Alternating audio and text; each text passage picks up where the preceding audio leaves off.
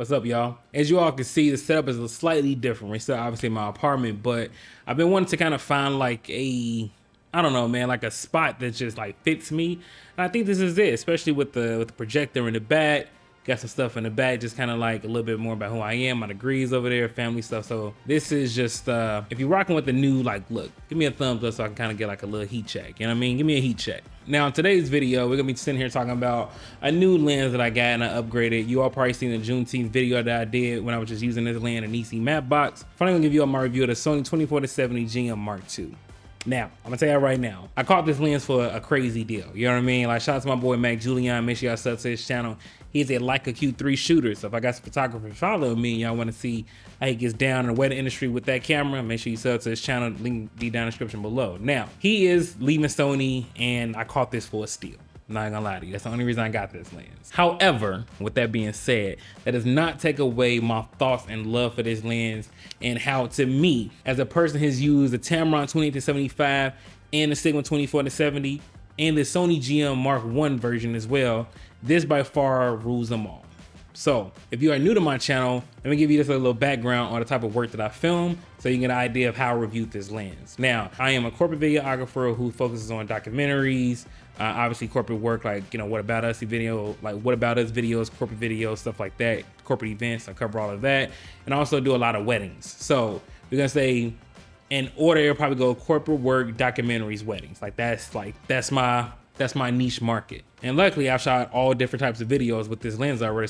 So the opinion that I'm giving you all is like true, is genuine, and it's like it's come from a real place. So again, I bought this lens with my own money. You can trust what I'm saying to be true. Now, the first place we're gonna start with actually on this lens is the hardware, because the hardware is such a huge focus on why I upgraded to this lens, because it just checks all the boxes. Number one, the size. The size of this lens is perfect for run and gun shooting. If you kind of like just want to go light and handheld and kind of get you an all-around lens that you know is going to do it all and not weigh you down, I highly recommend this lens, especially for gimbal work too. Now, at first I had the Tamron 20-75 because that was the lightest lens of the Sigma 24-70 and the GM Mark I version. That was the lightest lens of them all to do gimbal work, and it was still pretty good. But coming from the Tamron 20-75 to this lens here, like there's a slight weight difference, don't get me wrong, but it's way more manageable than its predecessors, and especially the Sigma 24-70. That's a big boy. Now with the size, we're gonna move on to like more of the hardware, I guess you would say, which is gonna be like the buttons, the aperture ring, and all that good stuff. So let me just kind of start section by section, right? So number one, if you are doing the gimbal work, or you're doing some type of work where you just kind of make sure you're locked off, the smooth and tight function on this lens right here, I love it because, especially for gimbals, if you're trying to like balance your gimbal, sometimes what happens is when you tilt the camera back, it'll start to slide down like it's doing right now, right? As you can see, it's pretty much going all the way down. Now, if we set that to tight, I don't have to worry about that anymore. So now when I'm balancing my gimbal, the Tamron was notorious for this, right? The Sigma 24-70, all the lenses, like any lens that does not have this functionality is gonna do that with. So the fact that I can do that, I can make sure I'm gonna have a perfectly balanced gimbal each and every time because I can mimic the movements. Like boom, I know I'm at 50, I'm tightening that off. I know it's gonna be balanced exactly with the lens, the focal length that I need it to be balanced at. Next, my two favorite buttons, which is in combination also with the focus ring. This actually changed the way I shoot. So I don't actually really use the gimbal like that, like no more, to be real with y'all. The gimbal is dope, don't get me wrong, but I got tired of my work looking like everyone else because everybody was doing like, similar gimbal movements. So now I've been a lot more handheld, and the fact that I can change this, because it has customizable buttons and it has two, I'm gonna use one right now, but I use this one here to do manual focus hold. So when I'm having manual focus hold and then using this smooth focus ring, it's, man, listen, pulling focus, right focus, all that, it is so much easier doing this lens versus any of the other lenses that I've used from the 24-70 focal range. If you want to kind of get more into your handheld game, I highly recommend this lens. Now, even though it has a manual and autofocus switch here, I don't even use that because when I want to go manual, I hold the button, and it's so clutch to have, man. It really is. Now, speaking of buttons, it's so clutch to have. Like I said, the focus ring is beautiful. I love using that. Another thing that I love is the rotatable aperture ring, if you will, on GM lenses now that you get. And you can set that from iris lock. If you want to make sure it doesn't move, you can lock it so you don't got to worry about it having to change it on you. But it also has a D-click button if you want to make sure you hear the clickiness of the aperture ring. I was, depending on what I'm doing, I'll leave that to, to off though. But just having like that easy transition to kind of go from light to dark in a smooth, seamless way, almost like you kind of got a variable ND. Like, listen, I know that's a whole nother video. I know it's not a variable ND. And if you're a documentary filmmaker, and especially weddings, believe it or not so much the corporate work, but documentaries and weddings, I don't always rely on autofocus when I'm doing weddings. Even though Sony cameras have just phenomenal autofocus, I don't always rely on autofocus because sometimes, it will grab a subject that you don't want.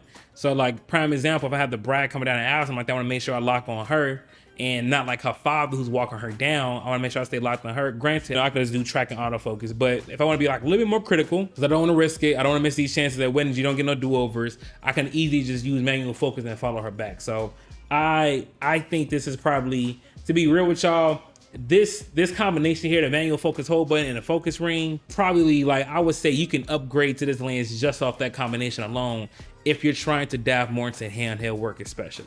Now, speaking of autofocus, with me using all three of the predecessors again, the autofocus is it's better, obviously, right? Because this lens is built from the ground up for like the new Sony autofocus. All the other autofocus lenses that they had were for previous generations, so obviously it's not gonna work as good as the GMII. Like, this is their newest lens.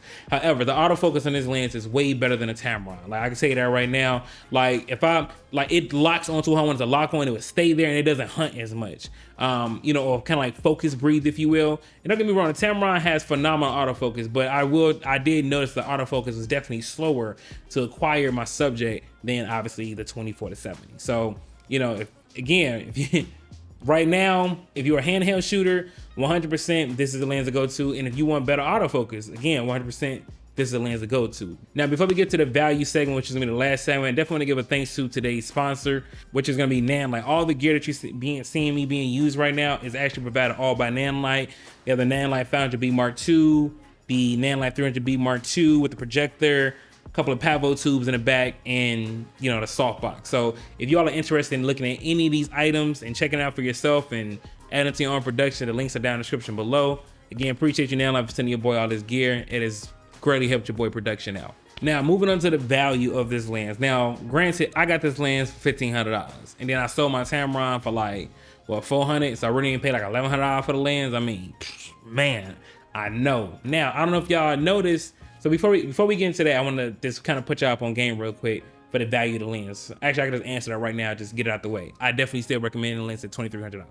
For everything I just named, for the way it changed the way it fundamentally changed the way I shoot. And that's kind of how I try to look at gear now. If it could fundamentally change the way I do things, then it was a good purchase. And this lens fundamentally changed the way I do things.